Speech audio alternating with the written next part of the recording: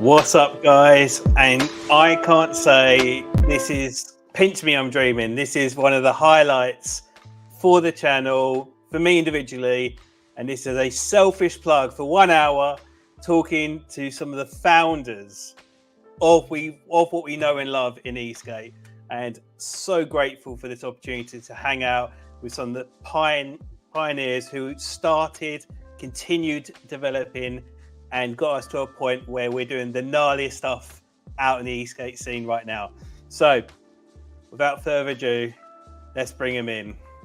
Kieran and Mo. Hi, Thomas. Race Boards. Hey, guys.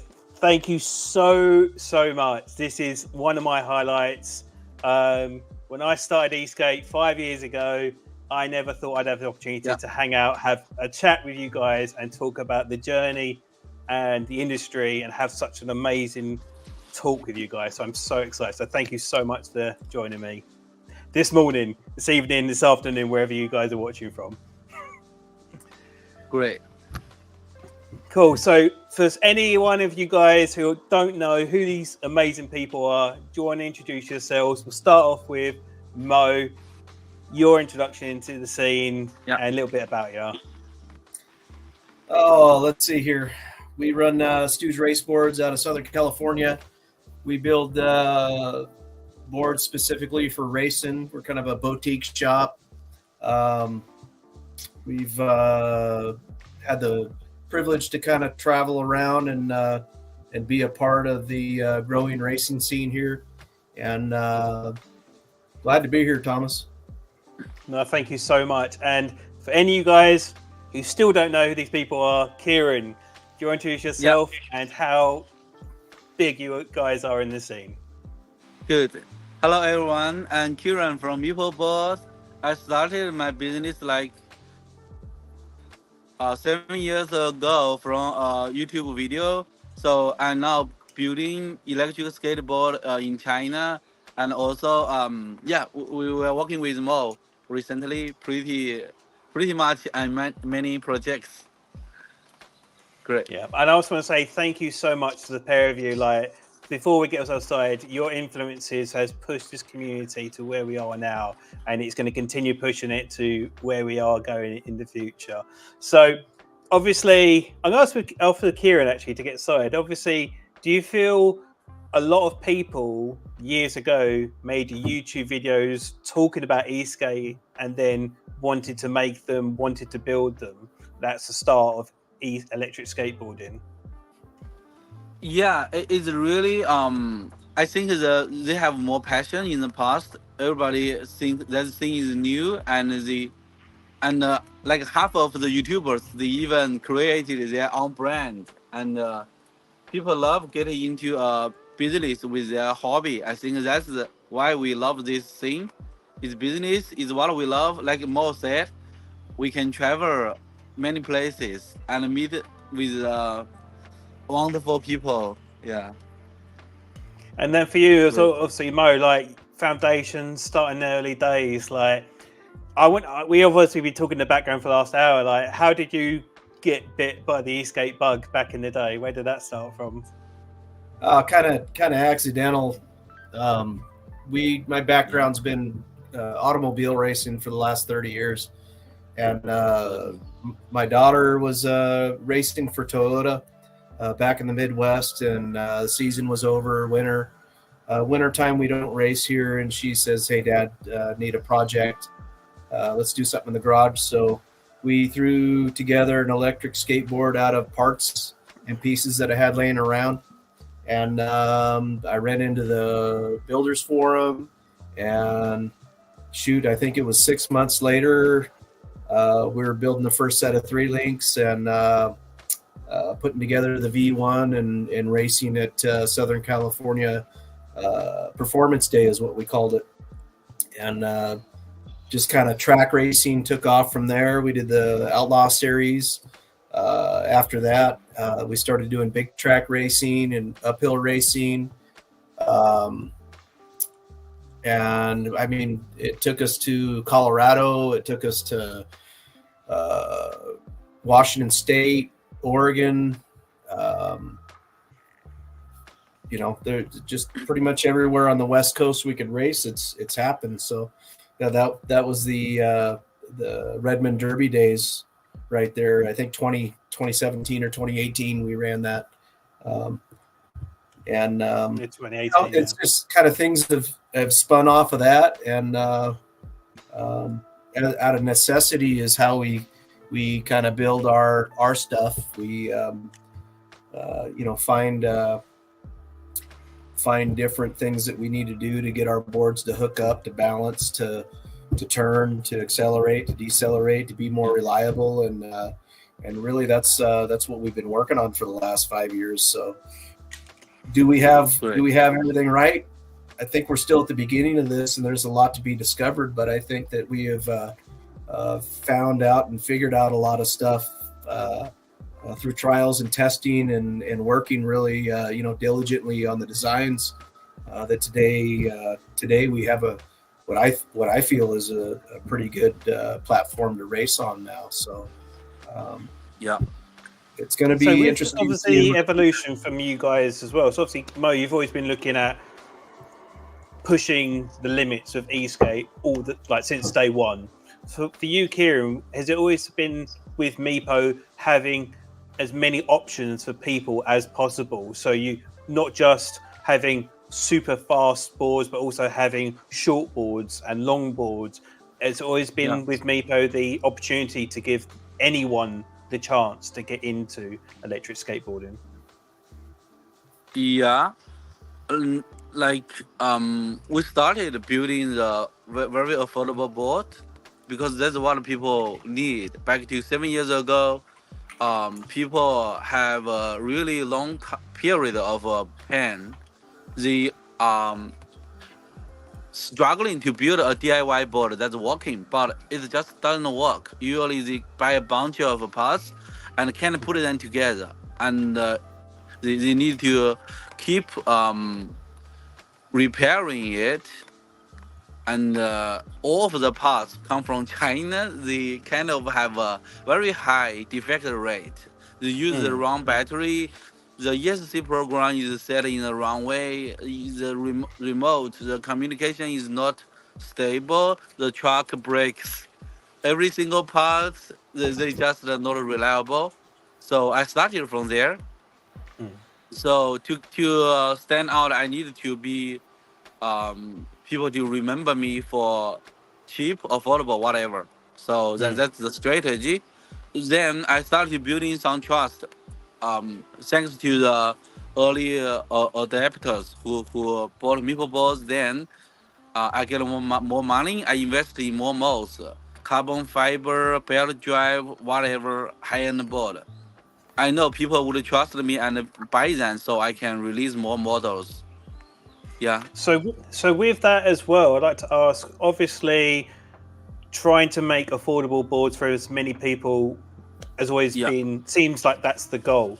So do you feel like with stuff like Mo's doing about pushing technology forward has let people at a lower price point the opportunity to get better and better stuff? For me, looking back in electric skateboarding, only in the last 2 years, the quality of stuff that's coming out at affordable prices is so good nowadays.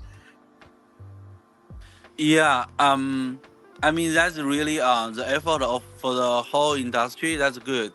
And also, when I keep asking myself, what would be the last prototype or last model, last skateboard looks like? I mean, say one day if we stop innovation, what would be the board looks like? It can be like the double kingpin, speed warp, something not easy to turn. So when I found out the most tri-link trucks, I paid like a few $1,000 to buy a prototype years ago, because I was trying to figure out, what was the secret, what was so wonderful in it. And then when I tried, I believe that's the future. Yeah. Many people say it's something is only for racing, but actually, people don't understand. Even you are an ordinary rider, you're cruising, you want to go 30, 40, you should use that tri-link truck. because you can feel much more relaxed, and you can rely on the board. It's much more safer to ride, even you are on daily use, and it's easier to turn. So that's what I believe. That should be the future. Even though the current truck setting is a little complicated, you have many knots to work on, but eventually, when we keep updated, yeah, you will find a way to get what you want. So that's the thing, actually, Mo. Obviously, the three links have been, let me guess, in development since day one.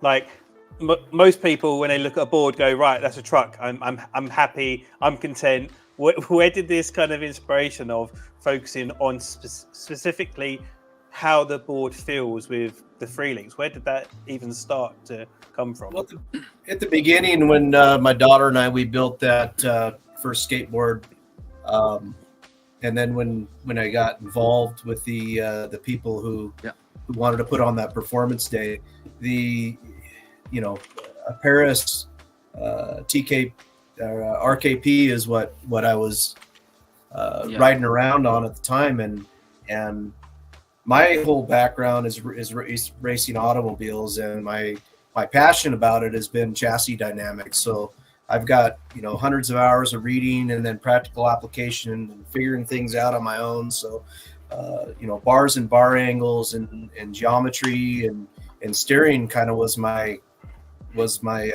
wheelhouse. So I took that Paris truck and tossed it in the garbage, and we can do a lot better than this. So was that the original Paris truck then, day one then? That one? No, actually, no, that's those are all three links there. Yeah. Zoom in. But it's still, those are the early days of it. But yeah, the cool thing about where we're at with Kieran and Meepo is that if you look at the development of automobiles today, everything that has made automobiles better has came from racing.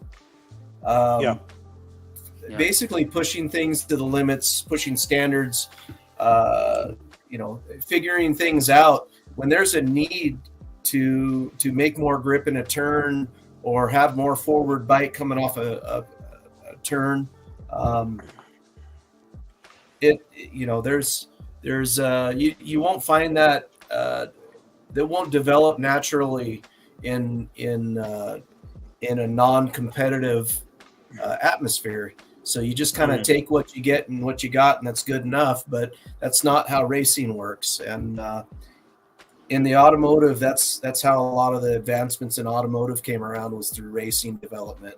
And it's no different here with the skateboard stuff. It's just that we have never seen.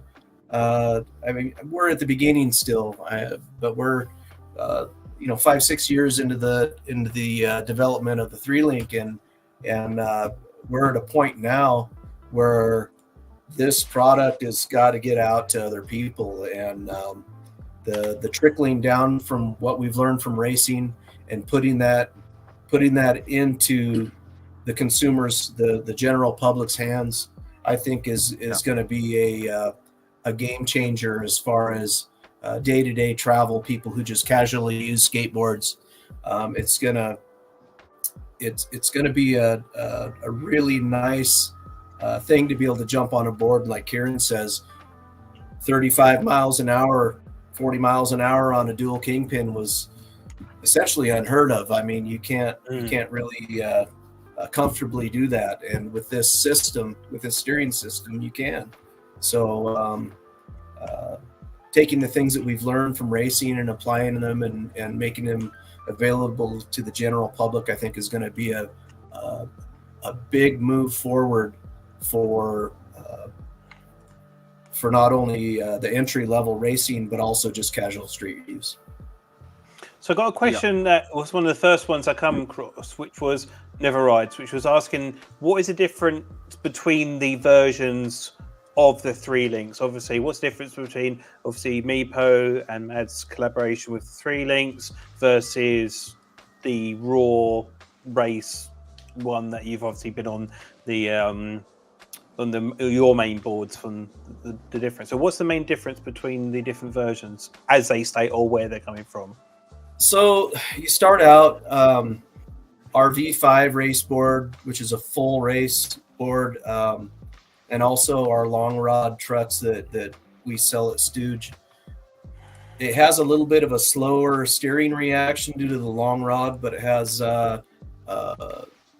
more control over the hanger, being that it has a wider position for the pickup points. The version we're using on the MLR race board and that Matt Esk8's using, and we also have a short rod set up for our short rod trucks too. But the short rod has some attributes that are good. They react really quickly because of the short rod, so you get a real quick response out of the turning.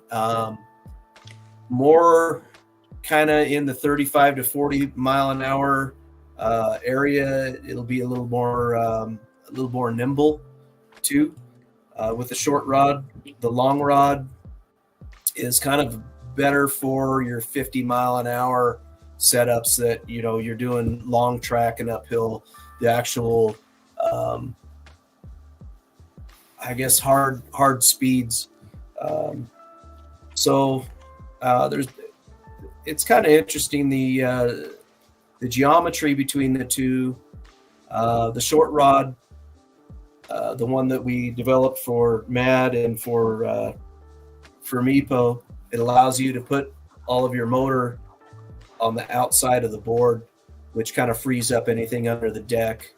It also mimics the kingpin set out for the dual kingpins, so you can put these on a drop deck, you can put these on a flat deck, and you're going to have a lot better wheel bite clearances with the Mad truck that Meepo produces here. So it's kind of you can't really there's not really a perfect fit for everything, but you get, it would be nice to have a one truck that does everything, but when you're talking about channel trucks, you're talking about RKPs, you're talking about traditional kingpins, you put those in different placements on different style decks and boards. And with this, it's going to be real close to having everything for everything and being able to adapt and apply. We're currently working, Kieran and I are working on an adaptive plate for this truck to bolt up to a 30-degree angle for a mountain board deck. And so that'll probably be the next evolution, but we're not going to change the geometry on it. The geometry is really, really, really decent on this collaboration truck that we put together. And for the general public to be able to bolt it in place of their dual kingpins or take it, put it on a 30-degree angle deck if they want, I think it's a big step forward for the first generation of this style truck to come to the public. Yeah, definitely. And it shows that the thing is, you can have a truck that's okay at everything, or you can have a series of trucks that are excellent or at the different demographic. So I've got a question here for you, Kieran, as well. And is there going to be a larger focus from Meepo to look, obviously, with your new board as well, the Monsoon? We'll talk more about that in a moment.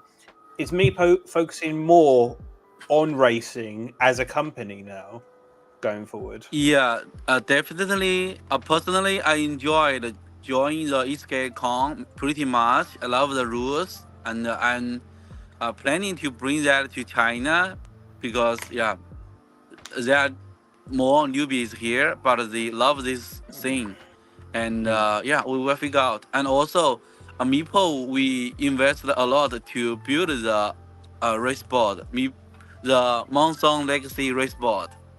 More give that name. We to participate in the racing, to show the board, we build a deck. We build a mold. It's not a prototype.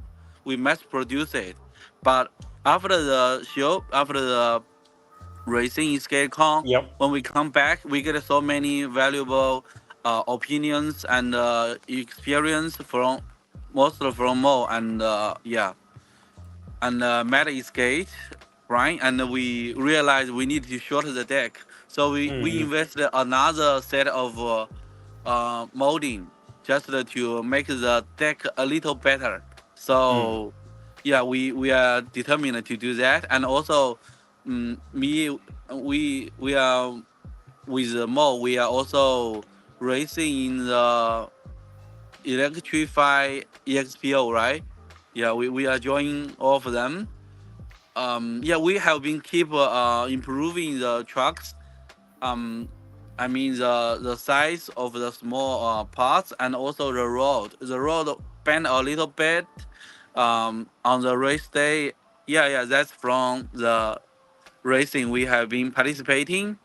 Yep. Nowadays, I think not many people there, but I think eventually, as people who join the Esk8, most of them seems like they will join again and again. So I do believe this is a really interesting community, and people really love this thing.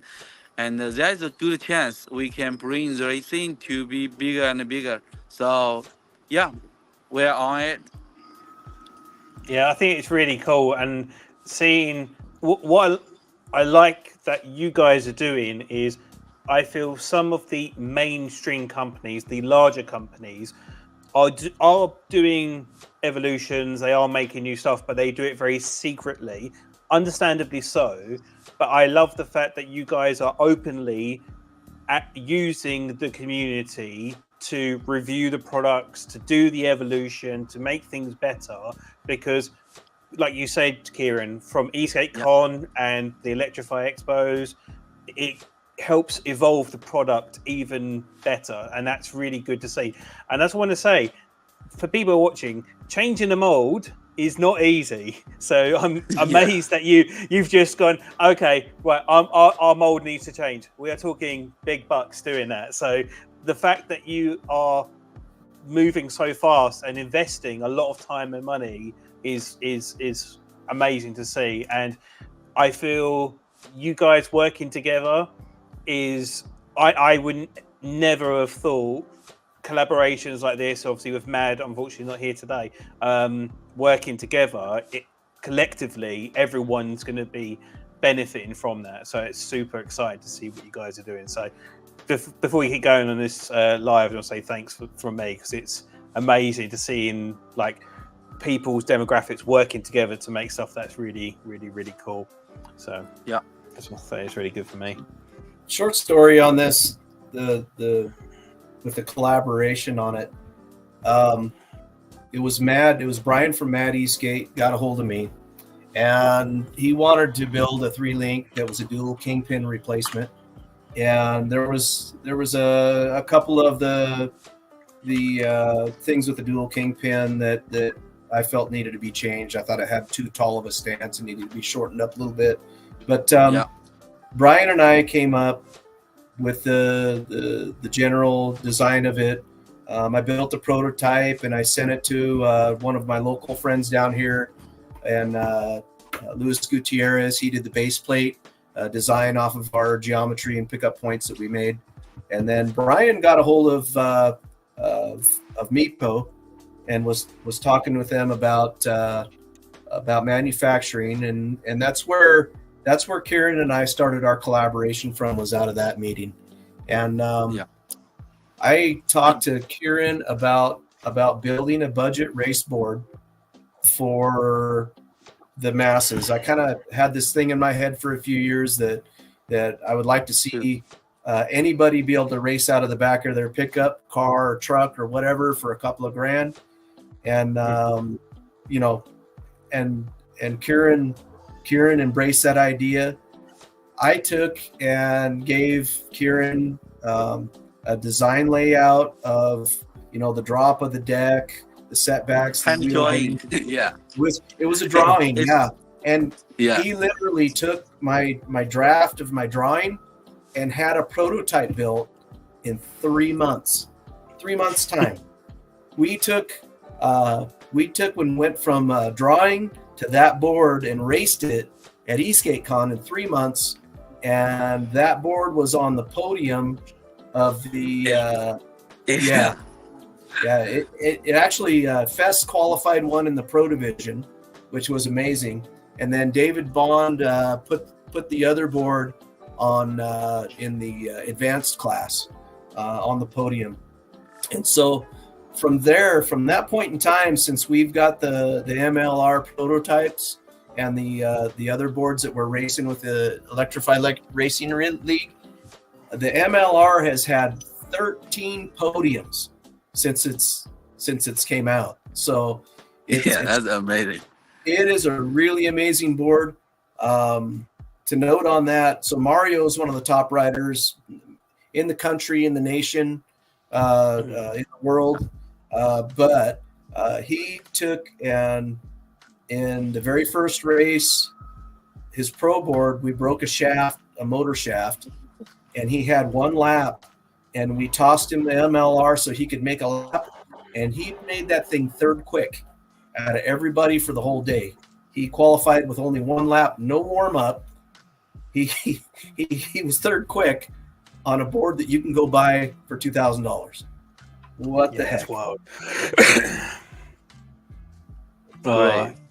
It's amazing to see that, and I think that's what the Kings this episode. If you guys haven't seen this, it's an amazing story, and it's a good actually insight of Esk8 racing as well. So I got a question actually. So actually, this is for Kieran. So we did a podcast at Esk8 on the Cali show, talking about Esk8 how good it was, and one thing I loved about it the most was some companies. Some customers sometimes have this. My board's the best thing ever from this company, and it has to be better than that. But I feel like the collab, like all the companies at Esk8 were like having fun, having a good time together. So my question is, with the monsoon, do you feel it would be possible, maybe next year, once the boards are out and people are racing them, to have a singular race on just the monsoons for an expedition race where every racer is only on a monsoon to figure out who actually is the best and everyone's on the same thing? Yeah, I would be happy. Mo, we would be so happy to see that, right? Because that's why we started. We think there should be one board that is affordable and everybody can race. Because nowadays, somebody they win just because they have a better board. That's not equal. People with better skill should win. I mean, if everyone have a decent board, then he may have a better performance in the racing and enjoy more, I guess. That's the right thing to go. And it takes time for people to understand which one is a better setting for the board. Because nowadays, for example, people keep asking me how many wattage does the motor have? How big is the current? Do you have 200 amps? I keep saying the motors are less than 3,000 watts. The current from the battery is less than 100 amps. And the people keep doubting me, saying, "Oh, that's not big enough." But that's not the truth. It's not again about numbers. It's about efficiency and how you put things together. But it's hard to make this idea clear to the public. They keep chasing for like 200 amps, 300 amps. Yeah, always more. Always more. My philosophy is if is show them, show me what it does, and all you got to do is go to the track and see how this board performs. We are all taken off from the line the same as everybody else, and this thing just charges. It hammers off the line. It gets up to speed very, very quickly, and it has really been a reliable racing tool for us to use. I'll piggyback on your question about having a bunch of boards, having a bunch of MLRs racing a series. we had a automotive series called the IROC series here in the United States for a long while. I'm not sure if it's still running, but it was called the International Race of Champions, and it was all race cars that were all built exactly the same out of the same shop, and they pulled all these different drivers from all kinds of different racing, from IRL, from NASCAR, from drag racing. They had dirt drivers. They had basically all these champions from all these different types of racing they pulled, and had this IROC series. And yeah, it's kind of interesting. I mean, everybody's got the same tool, and to see who does the best with that tool, that's a fun way to go racing too. I see you got it up there. That's kind of neat. But it's my job to get it up there quickly, keep it relevant. That's what I'm trying to do. Really, I think what I would like to see about the MLR is that when the tide rises, all boats come up too, right? So I think this board is gonna set a new bar, a new level, a new standard for everybody else.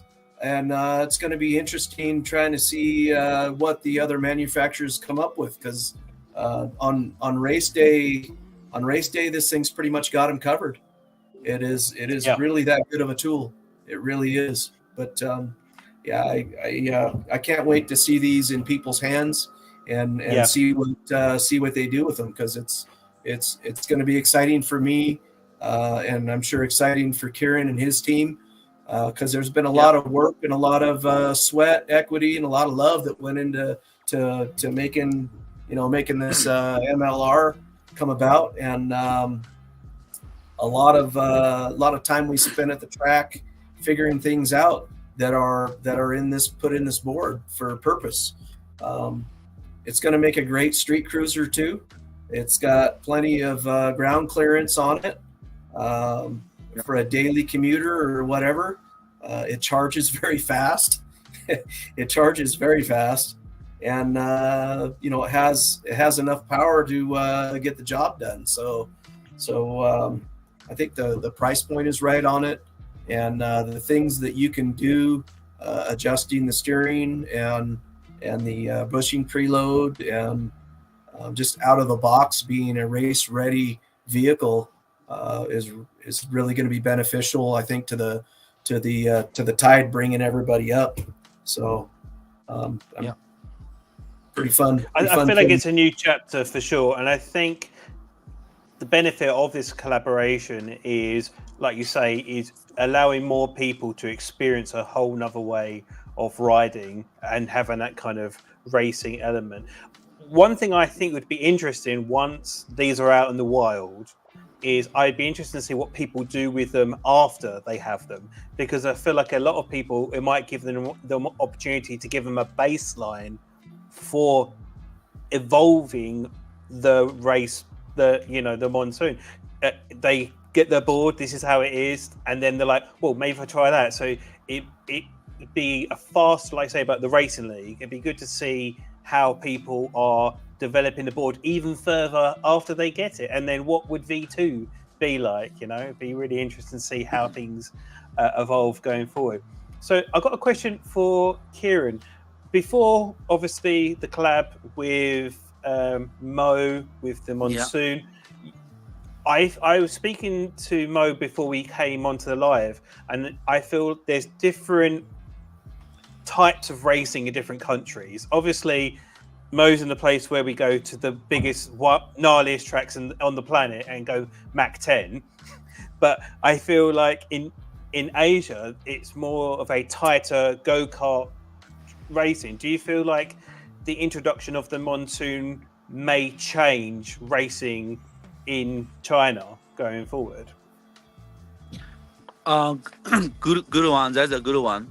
I think it will change racing everywhere, because racers, the pro ones, they always seek the same thing: the better gear, ride faster, reach the limit of their body, their balance. I think they haven't reached the limit, and they can definitely race better when they have a better board. Yeah. But that's kind of the thing. And the other thing is, in China, most of the e-skate riders, they are casual things. They just enjoying low speed in the park or cruising for a long distance, do the traveling. Yeah, not many people go into racing. That's a thing. Yeah, that's different here.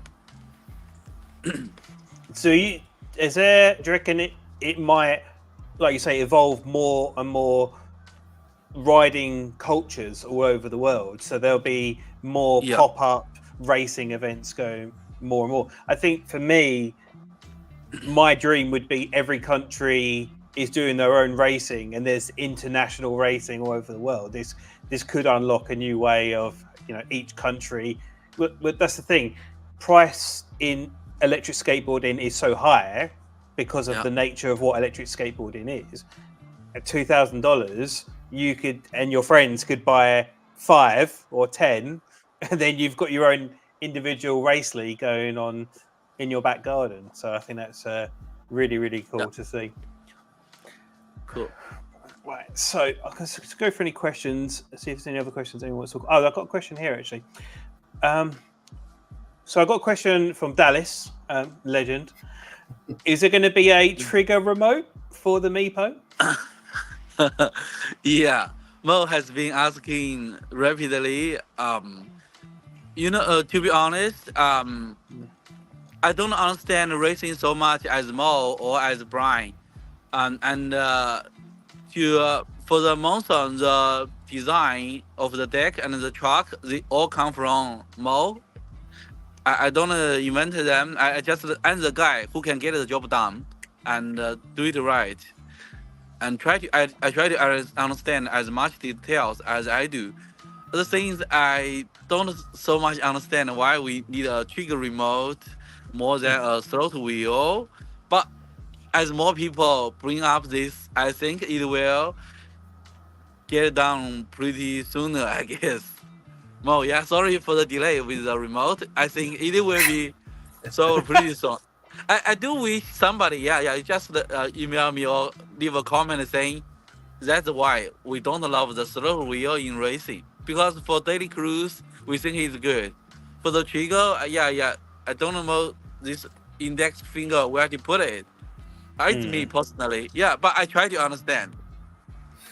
So our thing with the trigger remote is that your index finger has a little bit more dexterity than your thumb does, and because we are having to be on the throttle, off the throttle, and onto the brake so quick in racing, that this is a much more natural and easily regulated function than it is to try and roll the thumb in and off on the wheel.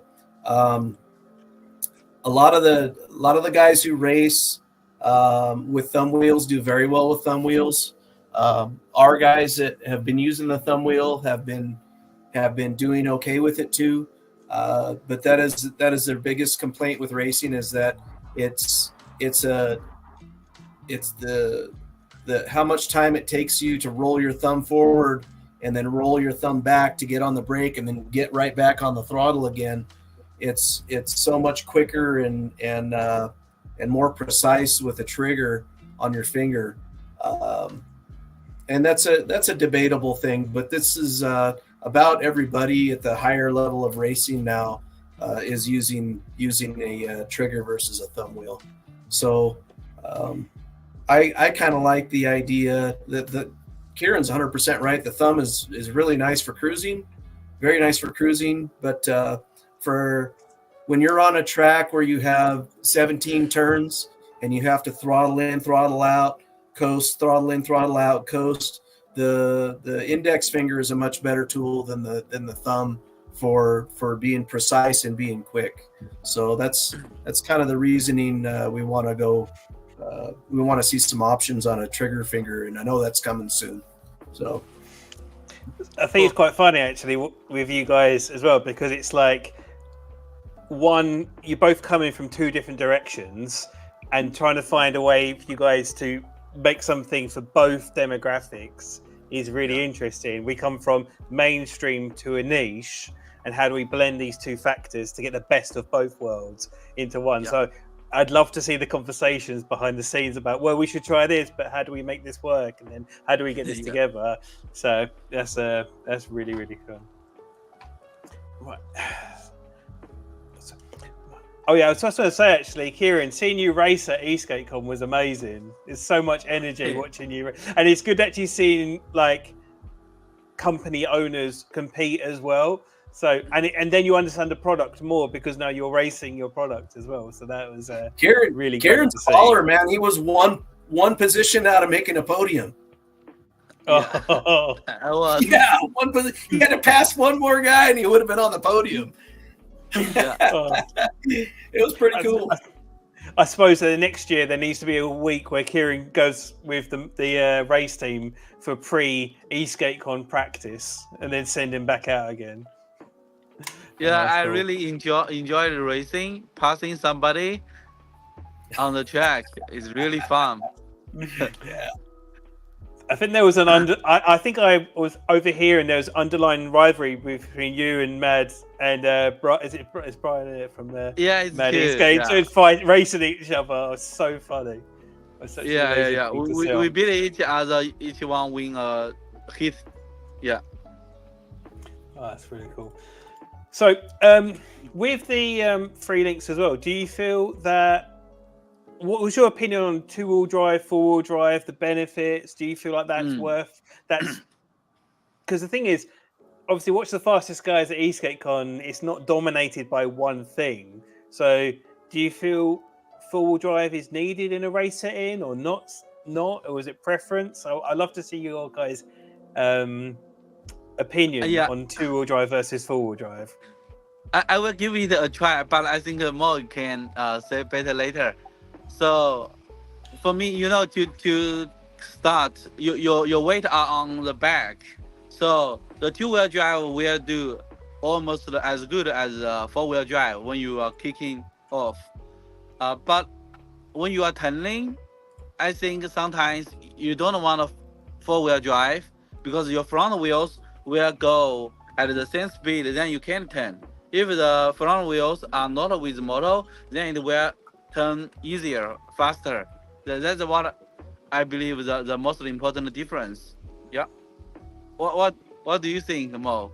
Well, I gotta go to what set fast time at Esk8, and the guy who set fast time, he only had one motor on his board. So yeah. So that's your answer then. Yeah. It's just unnecessary stuff. Yeah. My whole philosophy. Go ahead.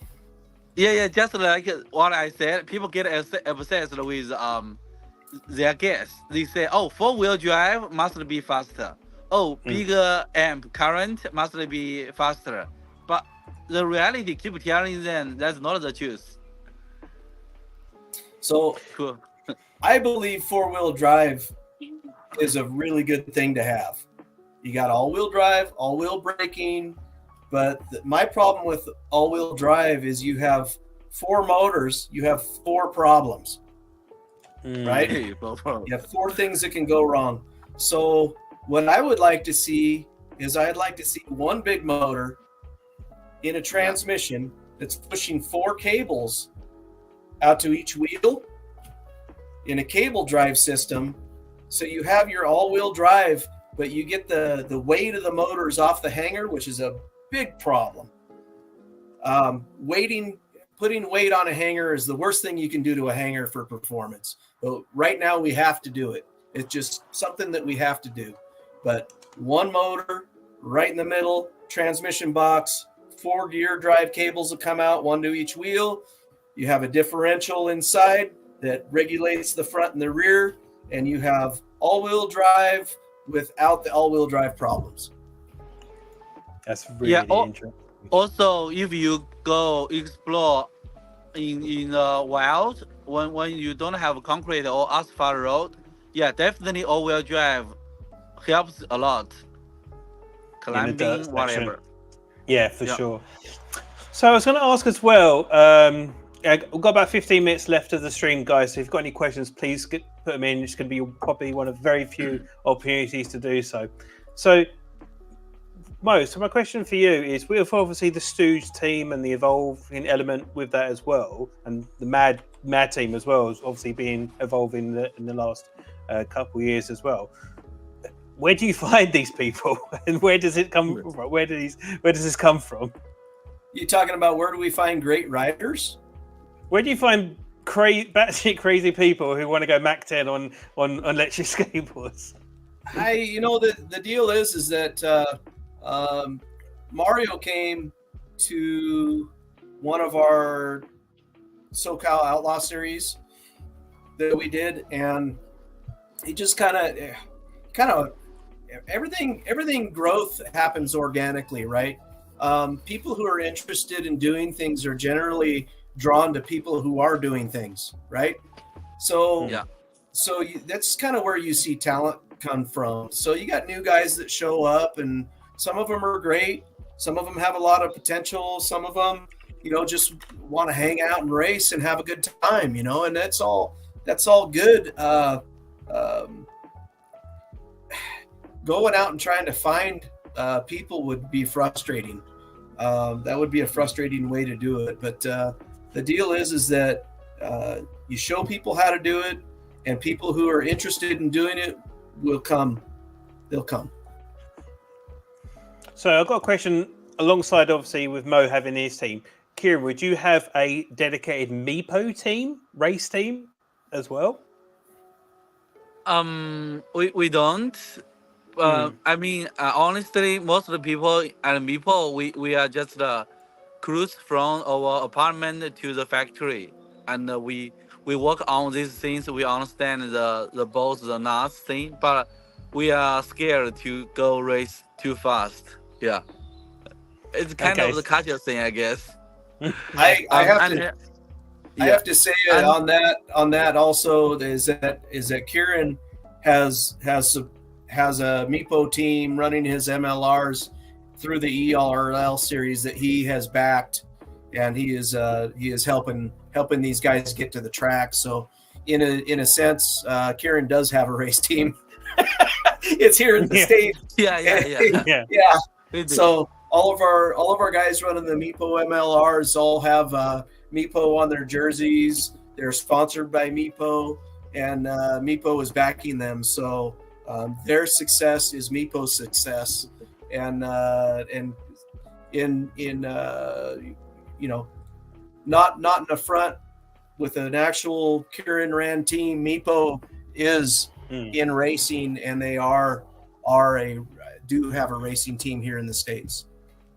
Yeah. I would say that we leave it to our partner Mo, and we do sponsor the races. I mean, go to more cities and help grow the. I think people see the race, see this thing. Oh, this is beautiful. I want to try. Definitely, some audience will join the community. Yeah, I think that definitely with obviously the MLR, it's like you say. I know from last year when I went to Esk8, I was like, this is what people are racing is just ungodly, and it's cutting edge, which is amazing. But I think, I was speaking to Mo about this before, is the next generation of riders is where it's going to get really interesting. And if you're at a $2,000 price mark, getting people into that is wild. I think that's such an amazing opportunity. Yeah, that's what we want. I mean, more people, they don't need to pay so much, because what we want to attract are people who are not racing well, who are not riding so well, but they love this thing. There are many people in the sport group, in the novice group.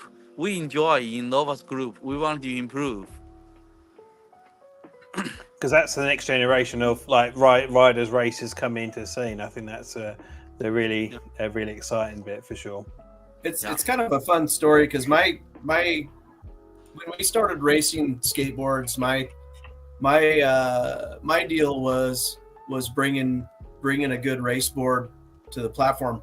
I was never a great rider, but I brought a tool to race day that was so much better than everybody else's. I would cook their ass at the racetrack. And so I got a reputation when I started out racing, of winning races. And so people thought I was this great rider, but I wasn't.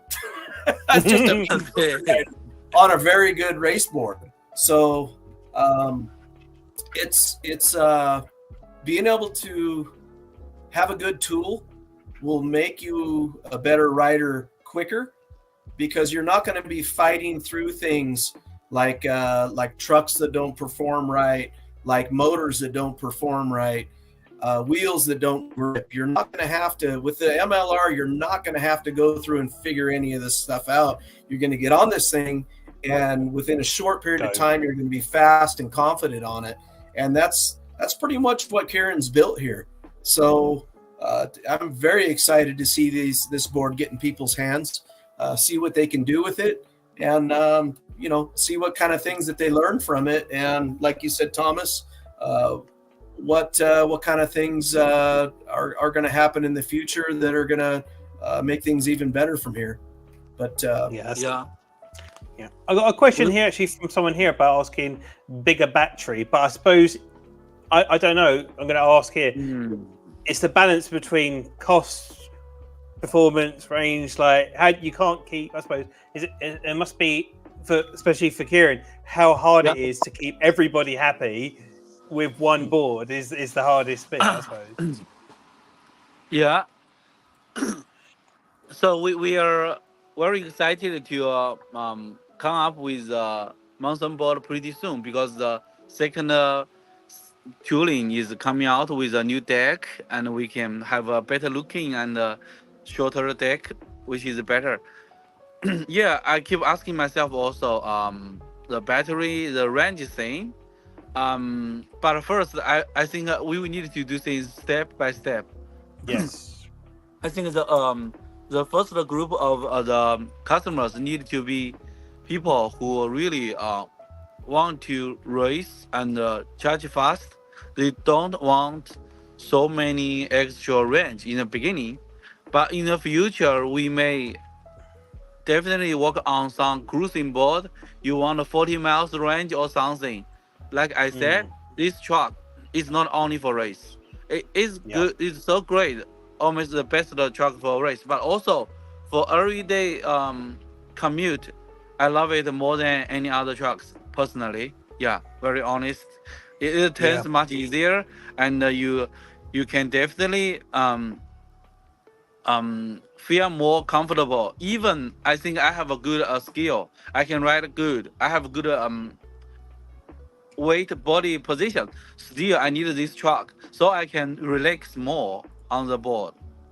I mean, on hurricane board, you need to put your weight on your front foot all the time.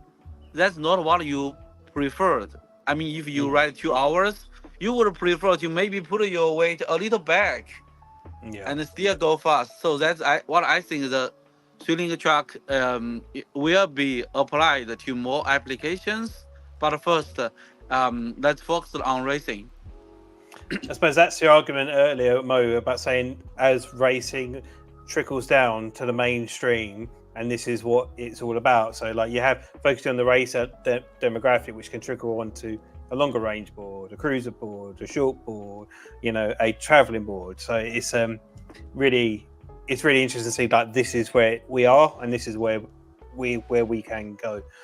One thing I'll say about the Freelink, and I feel like a lot of people just need to try it, and it's really hard to describe it, because I when I rode it, I tried Morgan's board.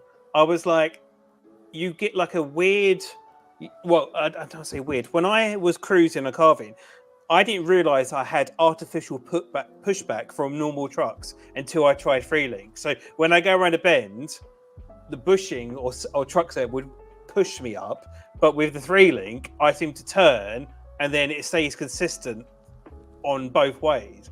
That I suppose it's hard to describe, but I noticed that when I was trying the Freelink, like that the artificial pushback from other trucks is something I didn't realize existed until I tried a Freelink truck. Yeah, one of the things that it does that no other truck does. So you've got your hanger and your spindles, and that hanger rotates on 3 axes. It rolls, and it pitches, and it yaws.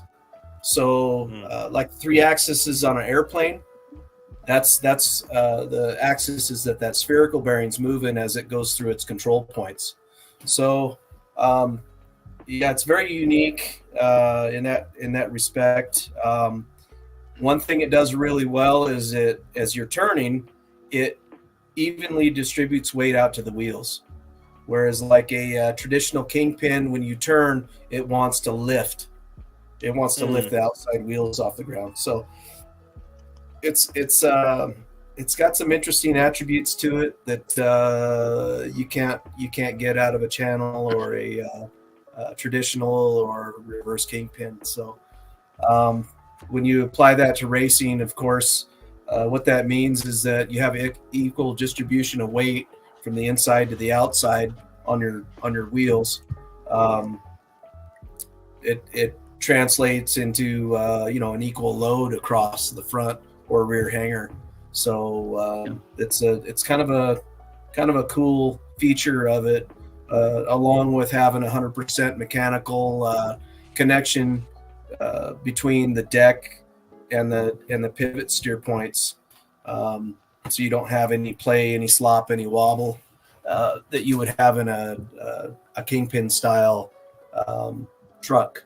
So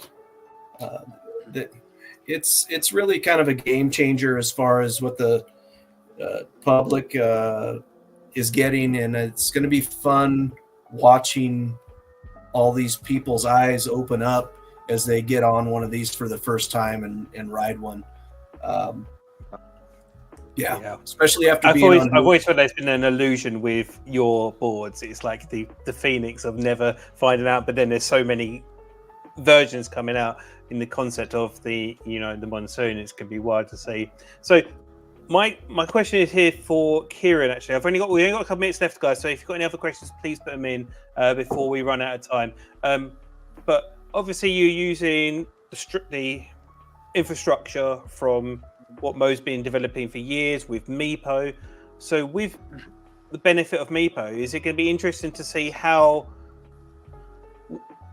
the accessories from Meepo can be adaptable for the monsoon? So you've got the monsoon comes out, obviously you're using your gear drives as well.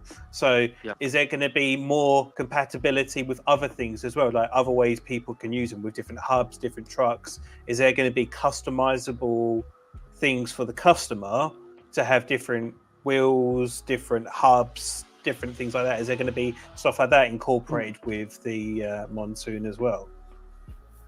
Yeah, I always try to with the Meepo team inside. The number one rule is to be compatible with the whole community. So when we come up with something new, we always look at what we have, try to make them compatible as possible. And the good thing is the wheels and the batteries, whatever, they are compatible with most of the other boards out there. We provided, and other things like when we go to AT wheels and or maybe the bigger PU wheels work on these trucks, they will also be compatible with other boards. So we are also working together with Esk8 to release more wheels in the future. We are actually 3 of us in a same group, WeChat group, chatting about updates and what to do, what to make.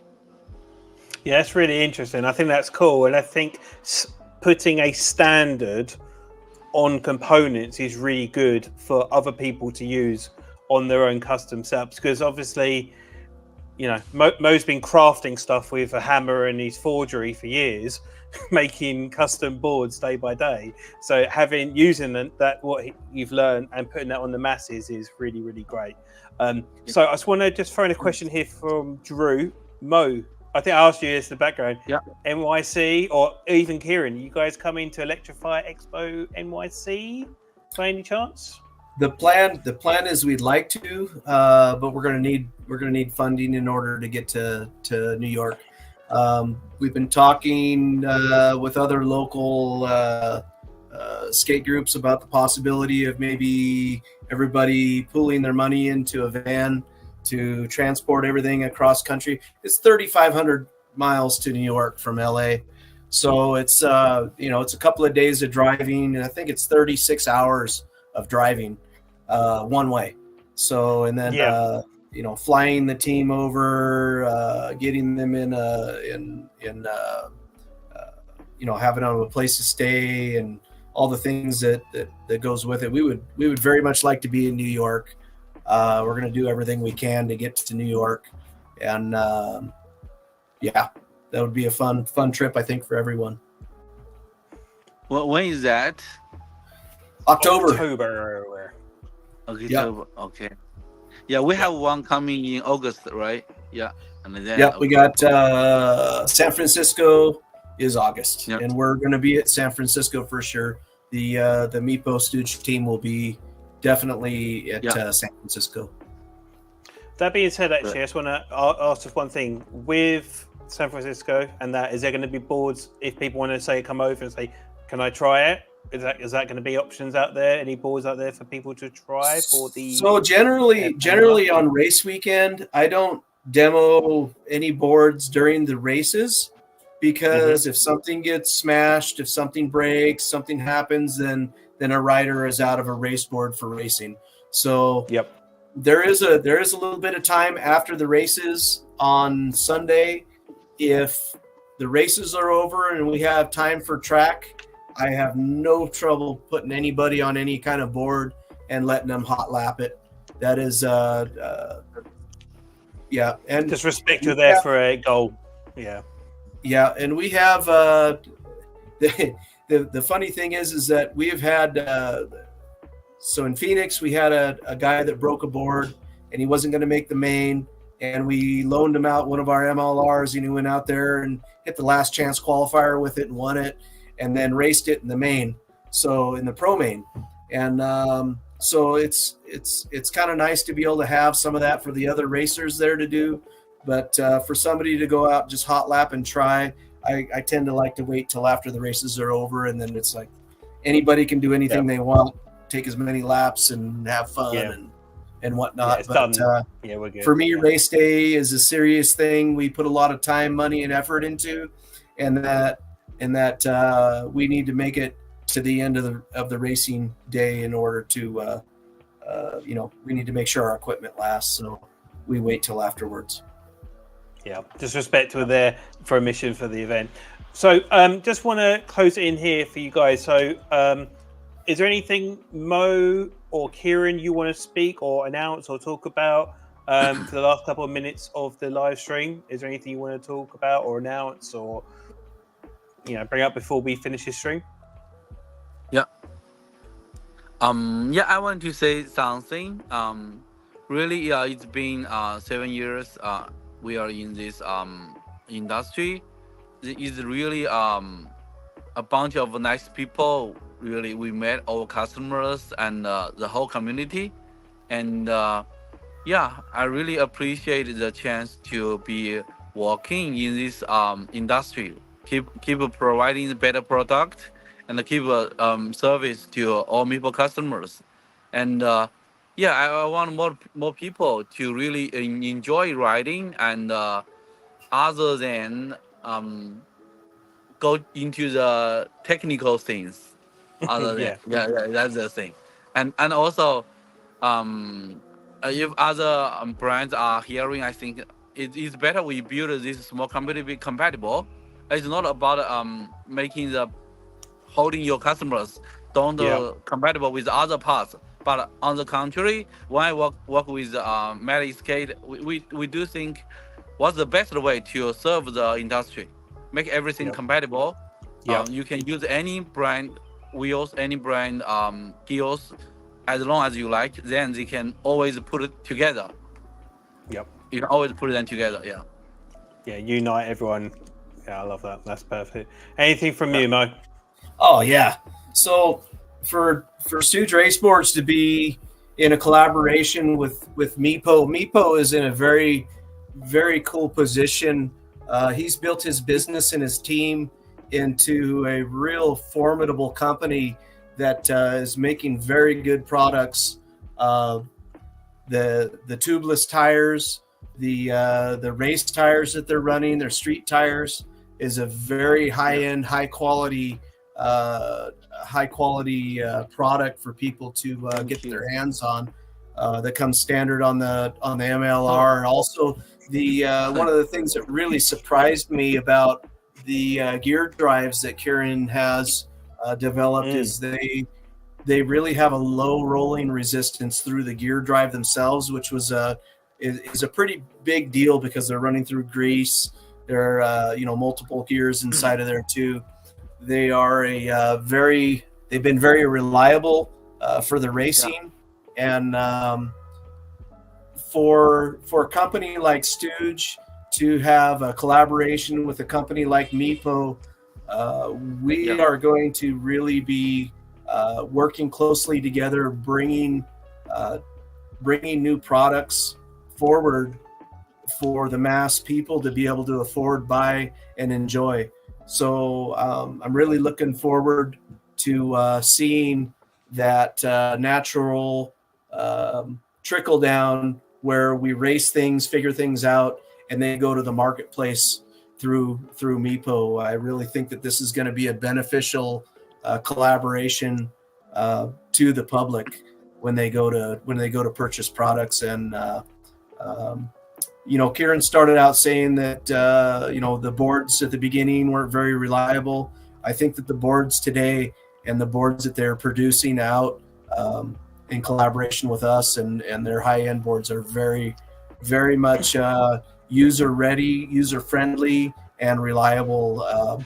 Just through the short time that we've been racing them at the track. So it is going to be a very good thing to have the connections made and the resources available and the people from the Meepo team to be able to pull things together and make a product. I mean, that MLR 3 months, that's what we did with what we had in 3 months, and it's amazing. It is absolutely amazing. So and I feel like the communities, guys, everyone's got your back on this, and it's so exciting to see where this goes. Like I said, I think what it is, it's the first time obviously Esk8 is always evolving, we're all going different directions, but this is a whole new chapter in Esk8, so it's exciting to see where it's going next. And everyone's excited to see what's going next because it's a whole new, it's making other companies pull their socks up and think we've got to start taking this seriously now. So it's really good to see. So I'm going to wrap it up there. We're slightly over, but honestly, guys, I want to thank you so much for this opportunity to sit down and talk with you guys. I'm extremely grateful for you guys being here. I know everyone watching here has been extremely grateful for you guys being here. And I can't wait to see what you guys are doing next. So I'm going to wrap it up there, guys. Everyone who joined the stream, thank you so much. If you're watching this back, I'm going to listen to this back because it's wild. And thank you guys for sharing some of the upcoming stuff coming as well. So I really appreciate it. So thanks everyone for watching. I'm going to wrap it up now and see you guys real soon. Peace. See you. Thank you, Thomas. Thank you, guys. Great.